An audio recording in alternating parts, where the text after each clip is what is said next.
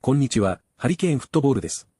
今回の教材はブライトンの三笘薫に関する動画です。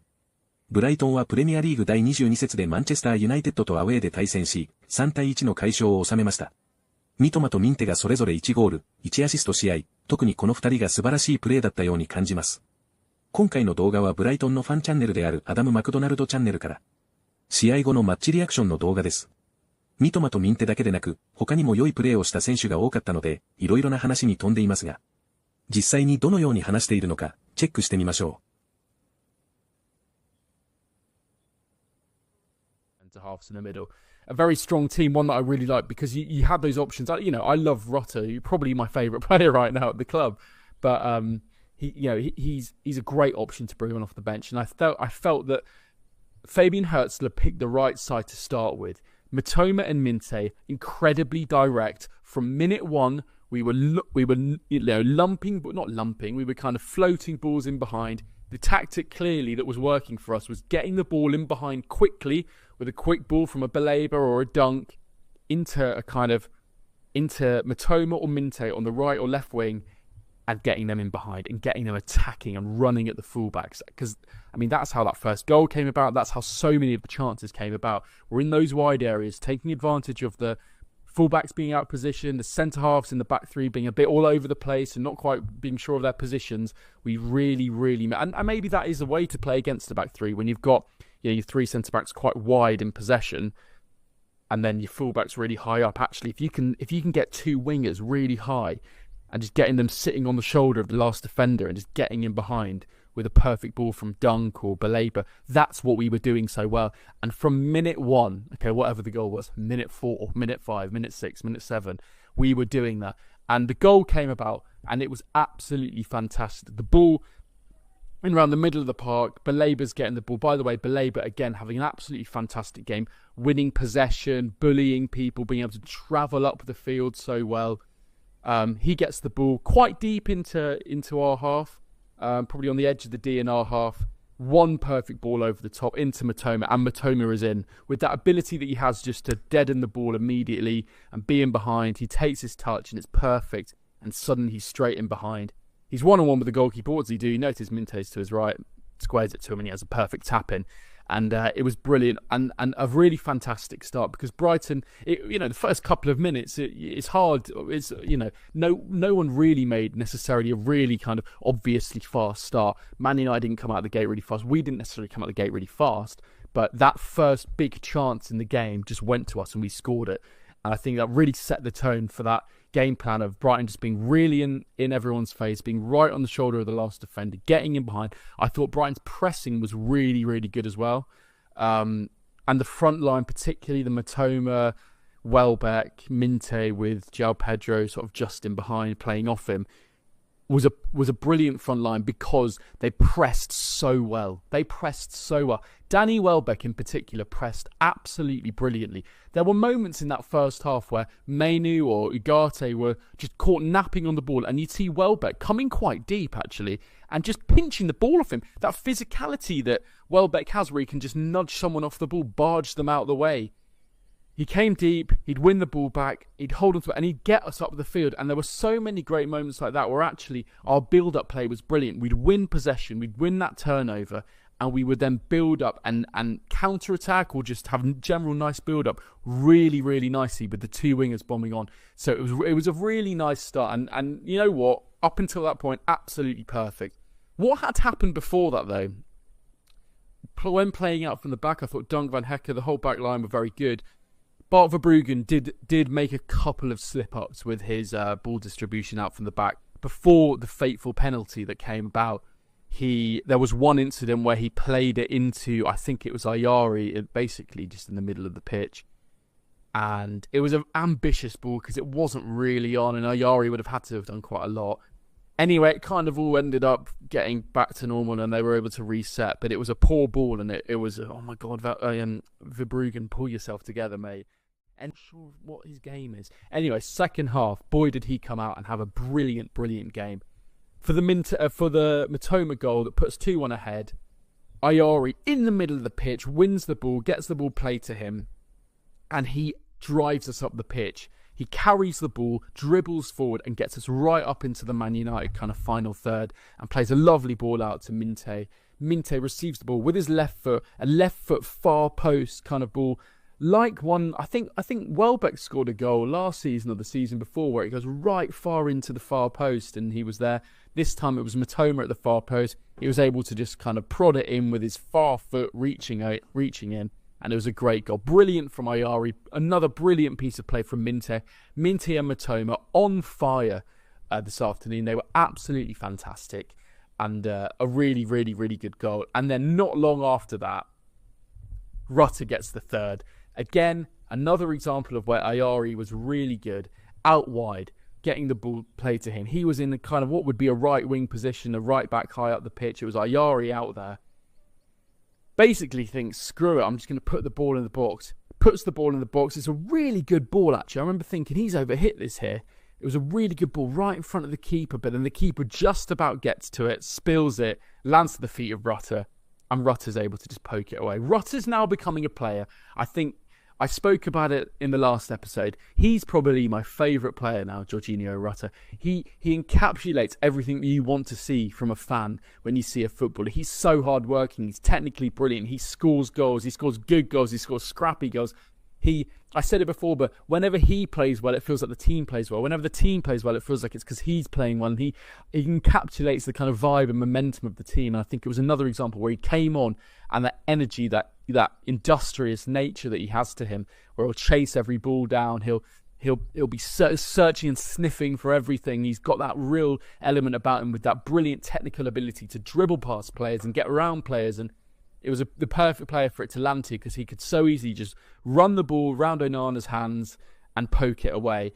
And a player who I'm loving at the moment. And you see him at full time giving it all that. And, you know, after the Ipswich game, taking the camera and doing the old dances. He loves the fans. I remember even at the end of the warm-up, or was it half-time maybe, where he was a substitute. Obviously, he wasn't in the starting 11. And he comes over to the fans after all the players had done their warm-up. And he comes over by himself and there's a little wave and a clap. And everyone's loving. He's got a big smile on his face. And, you know, waves to all the young fans down the front. You just think, you know, he's a proper, clearly a very nice guy, but he has that spirit in a footballer which is so infectious for a fan to just love and get behind. And I think, you know, I'm a massive, massive fan of Jorginho Rutter. And he's a player who, obviously, you know, Leeds fans were so gutted to lose. And they spoke about it. They were going, well, he's not a goal scorer, but he's just, you'll just love him. And I kind of get what they mean. Like, he is being a goal scorer now. Let's be real about it. But actually, you know, maybe that's not fully his game. His game's more than that. It's dribbling. It's getting past players. It's pressing. It's all of that. And but he just captures the essence of what you love about a footballer. So a big performance from him off the bench, but another goal for him. I've got a few notes here about just individual things I want to talk about. I spoke about Welbeck a minute ago, but I wanted to mention it again. Obviously, him back at Old Trafford, he scored. I think the last time we went to Old Trafford was it last season or the season before. He's got a good knack of scoring at Old Trafford, but I thought, despite him not scoring today, I thought his performance was fantastic. His ability to win the ball back high up the pitch, bully the central midfielders into just like basically winning the ball back. He could dribble past players so easily. I was so impressed by the way he just dribbled past some of the defenders and the defensive midfielders and could just get the ball. I've got a real vision of him picking up the ball around halfway around the pitch in the middle and just driving forwards and then passing a perfect ball out to Minteh on the right-hand side and just keeping that build-up play ticking over and the momentum of getting us forward. I thought it was a strong performance, a physical performance, a technical performance from Welbeck. And he led the line fantastically. And obviously he's been in the goals for us this season. We haven't seen him score in a few games now since he's struggled with his injury, etc. But a really, really top performance from Danny Welbeck. I put in here Mitoma and Purvis, their performance. I thought those two on the left-hand side linked up like the Mitoma and Purvis of old, of the year that we qualified for the Europa League. They were brilliant. They were passing it, you know, they had Amad Diallo to defend against, and I thought, to be fair to Mitoma, he got back so much. He put in such a shift in terms of getting back into position and defending against Amad Diallo, but also Purvis Estupiñán against him, against Diallo and Mazraoui. You know, the two of them together doubled up against those two so well. Anything that came against them, they were able to defend, but also they were able to play through them. Even in our defensive half, when we were being pressed a little bit, Mitoma and Purvis with a little midfield third person making a little triangle. Those two were just brilliant as a combination. They always knew where each other were. They were looking for each other. They had each other's backs. I thought that combination defensively, but also going forward, you know, the way that Estepinian was able to play Mitoma in on that left-hand side quite a few times, just lovely balls down the line, releasing him. I thought it was like the Mitoma and Purvis of old, and it was so good to see. And maybe it's because in that first half and the second, you know, you're in your way end, you're kind of in sort of in line with the left-hand side, so you really do see it. But I thought it was a really strong performance from them. Put Purvis back to his brilliant best as well. So good. And then obviously I've written about Ayari, who I mentioned earlier. I thought he had a really good performance in that second half. Showed the energy, the dynamism, the combativeness. It was really good. And you know, he's a little guy. That sounds patronising, just a very little man, but he's got that steeliness about him. I love his technical ability. His passing's very good. The only thing I think, and it's not really his fault, but you know, when Verbruggen's looking for a ball to play, sometimes he plays it to Dunk, he plays it to Van Hecken, but Labour might come deep. And Ayari, when he comes deep and he's got like Ugarte right behind him pressing him, I just don't really back Ayari in those moments to receive the ball and be able to physically bat off the midfielder behind him. And particularly when you're playing out so hairy, I think he needs to beef up a little bit and get better in those moments of just properly holding his man off, shrugging it off. I think he needs to get a little bit better at that, but that's a real criticism. In terms of his attacking play today, brilliant. You know, got himself essentially assist for the Rutter goal, got a pre-assist for the Mitoma goal at the far post, and then obviously Baleba got that pre-assist. What a load of rubbish. Baleba played a lovely ball for the first opening goal, Minteh goal. So those two in midfield, excellent again. Baleba, we know what he's like now. You know, he gave away a penalty, but actually, the amount of times he won the ball back, there was one moment where I think it was from a corner or something. We'd lost the ball, and Man United were essentially on a counter-attack. I think it was Diallo who would have been one-on-one. Baleba, what's he do? He just intercepts it. It's easy, casual for him. So it would have been quite hairy if we didn't have him. It was just made to look so effortless. So, I mean, that's our Baleba in it. But yeah, it was brilliant. And finally... 次は解説です。アダムの英語は強いアクセントはないものの、文法的にかなり雑な文章を使っていることも少なくなく、意図がわかりにくいところもありますが、もちろん実際の会話ではそういうことも多くありますので、よりラフでカジュアルな会話に近いかなと思います。使っている表現も勉強になるものが多くありましたので、少し長いですが、本日の解説をチェックしてみましょう。We were lumping, but not lumping. ランプは、塊やコブという名詞として一般的に使われ、砂糖の塊や頭のコブといった表現で使われます。動詞としては、まとめる。適当に押し付けるという意味があり、比喩的に一緒くたにするや強引に処理するといったニュアンスで使われます。サッカーでは、ランプザボールという形で、ボールを大きく蹴り上げる。ロングボールを送る動作を指しますが、戦術的というよりも状況に追い込まれている際の緊急手段として用いられることが多いです。We were lumping, but not lumping. We were lumping, but not lumping. We were probably on the edge of the D in our half. サッカーで D と呼ばれるエリアは、ゴール前のペナルティエリア外側にある半円形のペナルティアークを指します。このアークは、ペナルティスポットから 9.15 メートルの距離を保つように描かれており、ペナルティキック時にはキッカー以外の選手が侵入してはいけない重要なエリアです。ミドルシュートやリバウンドを狙う場面で選手がポジショニングするなど、攻撃や守備の両面で戦術的な役割を果たします。Probably on the edge of the D in our half. Probably on the edge of the D in our half. That ability that he has just to deaden the ball immediately. デッドンは勢いを弱める、鈍らせるという意味を持ち、物理的にも比喩的にも使われます。日常では、音や痛みを和らげるや、感情を鈍らせるといった表現がよく見られます。サッカーでは、特に、ボールの勢いを抑える技術を指し、浮き球や強いパスを受けた際に、足元や胸でボールをコントロールして動きを止めるプレーを表現するときなどに使われます。That ability that he has just to deaden the ball immediately. That ability that he has just to deaden the ball immediately. Mainu or Ugarte were just caught napping on the ball, and you'd see. ナップオンザボールは、サッカーで使われる比喩的な表現で、ボールを持ったまま油断する。判断が遅れるという意味を持ち、選手がボールを持っている間に集中を欠いたり、必要なタイミングで適切なプレーを行えずにミスを招く状況で使われます。特に、相手のプレッシャーが強い中でボールを奪われたり、攻撃の流れを止めてしまうような場面が該当します。ナップは本来、うたた寝や仮眠を意味しますが、この場合は比喩的に油断するというニュアンスで用いられています。Where Mainu or Ugarte were just caught napping on the ball and where Mainu or Ugarte were just caught napping on the ball and just pinching the ball off him. ピンチザボールオフという表現は、サッカーにおいて相手選手からボールを素早く奪い取る動作を指します。このフレーズは、特に相手がボールをコントロールしている際に、それを巧妙かつタイミングよくダッシュするプレーを表現するのに使われます。ピンチは本来つまむや盗むという意味がありますが、ここでは巧みに奪うというニュアンスを持ちます。守備的なプレーだけでなく、前線でのプレッシャーや高い位置でボールを奪い返す状況でも頻繁に使われます。And just pinching the ball off him. And just pinching the ball off him. That barged them out the way. バージアウトザウェイは物理的または比喩的に押しのけるやどかすという意味を持つ表現で、特にスポーツでは力を使って相手を押しのけ、自分が有利な位置を取る場面で使われます。このフレーズはサッカーでもよく見られ、ディフェンダーが相手フォワードを押しのけてボールを奪う動きや、選手がスペースを確保するために相手を押しのける状況を指します。日常会話では強引に道を開けさせる、無理やり進むといったニュアンスで使われます。押しのけるという行動には力強さや大胆さが含まれ、スポーツや生活の中で積極性を表現する際に便利なフレーズです。Barge them out the way. Barge them out the way. Really, really nicely with the two wingers bombing on. ボムオンは猛スピードで前進する動きを表すフレーズで、サッカーでは特にサイドバックやウイングが攻撃に参加するためにサイドを駆け上がる場面で使われます。選手が積極的にスペースを利用して相手ディフェンスを突破しようとするダイナミックなプレーを指します。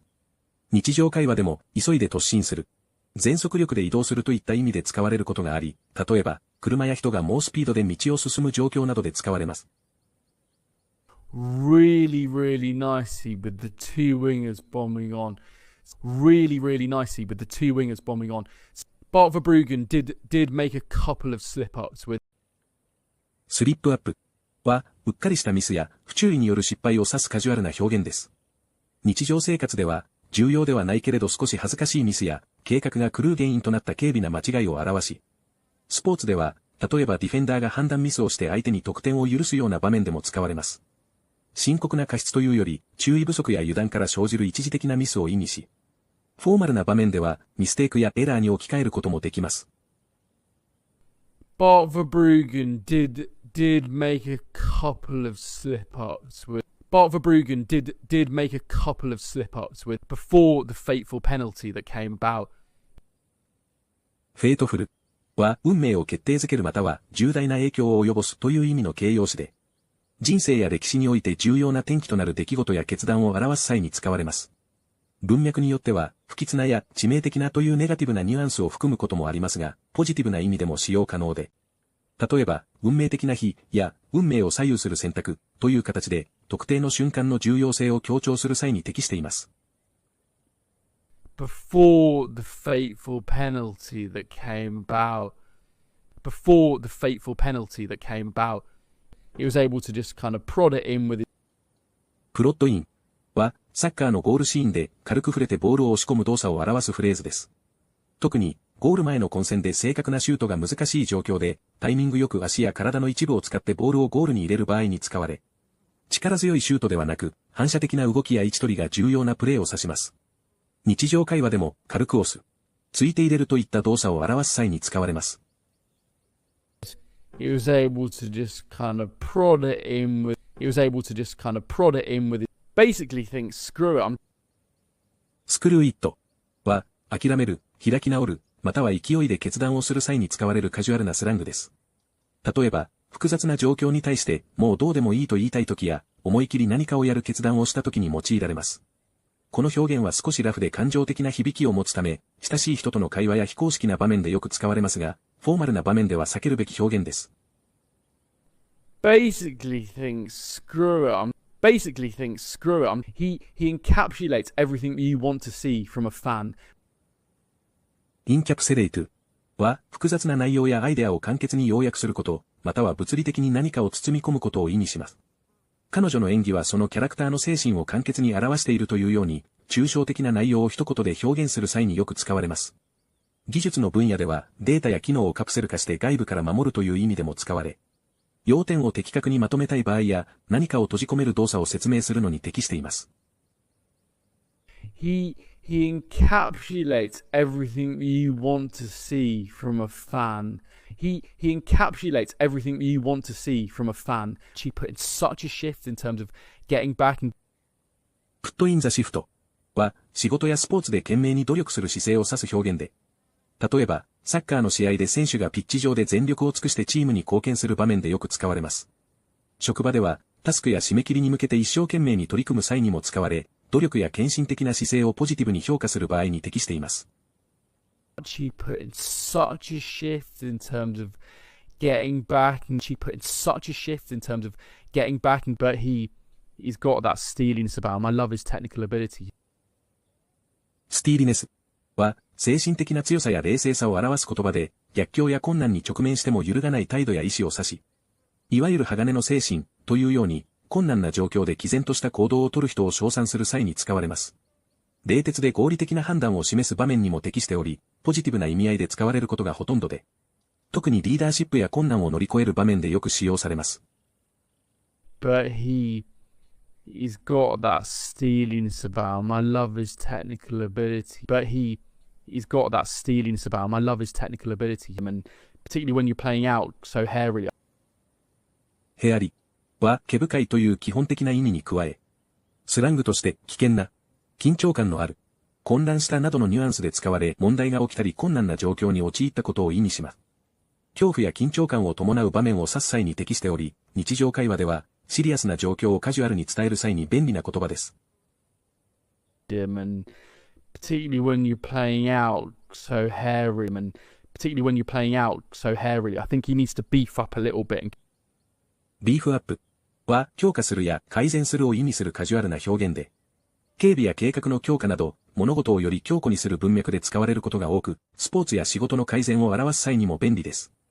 改革を良くする意味でも使われ、日常会話からビジネスまで幅広く適用できるフレーズで。I think he needs to beef up a little bit. I think he needs to beef up a little bit and just properly holding his man off, shrugging it off. シュラグオフは肩をすくめる動作に由来し、問題や批判、障害を軽く受け流す様子を表現するフレーズです。精神的な意味では、彼は批判を軽く受け流したというように気にしない態度を示す際に使われます。身体的な動きとして相手を振り払ったりする場面にも使用され、困難や心配を深刻に捉えず、前向きに行動するニュアンスを伝えるのに適しています。Just properly holding his man off, shrugging it off. Just properly holding his man off, shrugging it off. いかがでしたか？